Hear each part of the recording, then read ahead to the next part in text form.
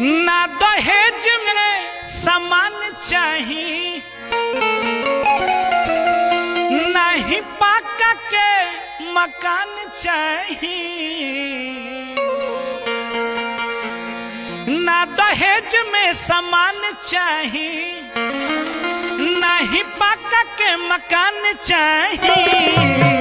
सुनी अगुआ महान बाटे के आरमान समधनिया जमान चाहिए। सुनी अगुआ महान बाटे के आरमान समधनिया जमान चाहिए। ना दहेज में सामान चाहिए,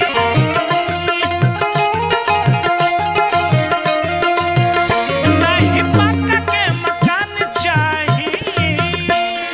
संदीप राजनीति तमकुरी राज कुशीनगर। दहेज में सामान चाहिए, ना ही पाका के मकान चाहिए। सुनी अगुआ महान बाटे के आरमान समधनिया जवान चाहिए।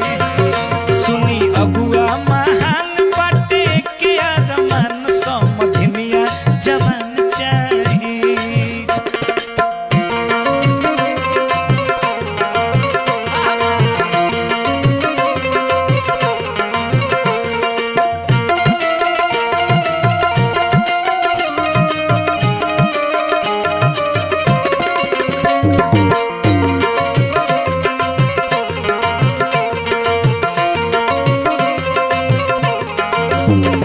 संदीप राजनीति तमकुरी राज कुशीनगर।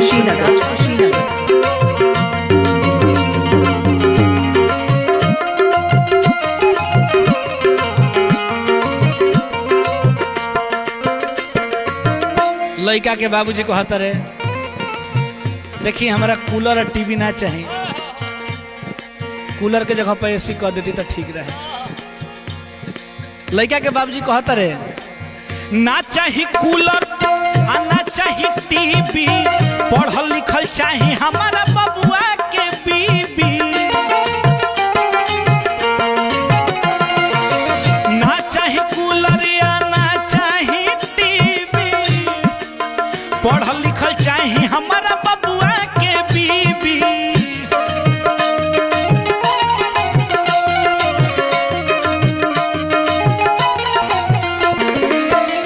उनकर रूपवान चाहिए, उनकर गुणवान चाहिए। सुनी अगुआ महान बटे के आरमान समधनिया जवान चाहिए। वो सुनी अगुआ महान बटे के आरमान समधनिया जवान चाहिए।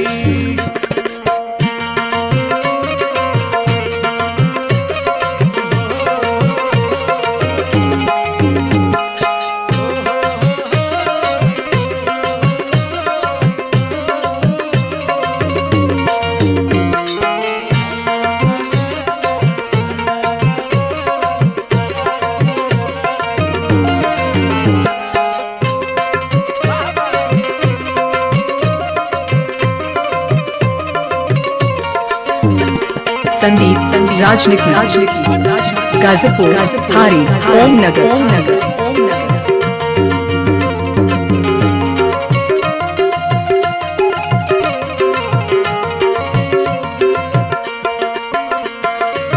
देखिए लड़का के बबुआ कहत रहे कि भले 2 रुपया कम दे, भले 2-4 लाख रुपया रुपया मत दी, लेकिन लड़की ऐसा चाहे कि अपना करेज में बसा के रखे हमारा बबुआ के। लड़का के बाबूजी कहत रहे सगीर भैया, ये विजय भैया, ये गुड्डू भैया, भले 2 रुपया न मिले दहेज में, बाकी मोर बबुआ के राखी कॉलेज में।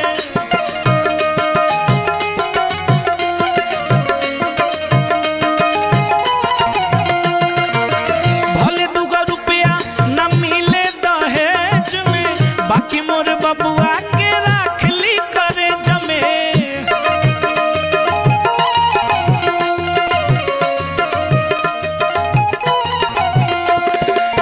और का कहत रहे लड़की वाला पार्टी से,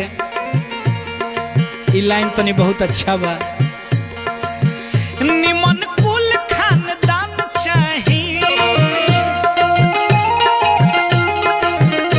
एगो साली सियान चाही, सुनी अगुआ महान बटे के आरमान समधनिया जवान चाही, सुनी अगुआ महान बटे के आरमान समधनिया जवान चाही।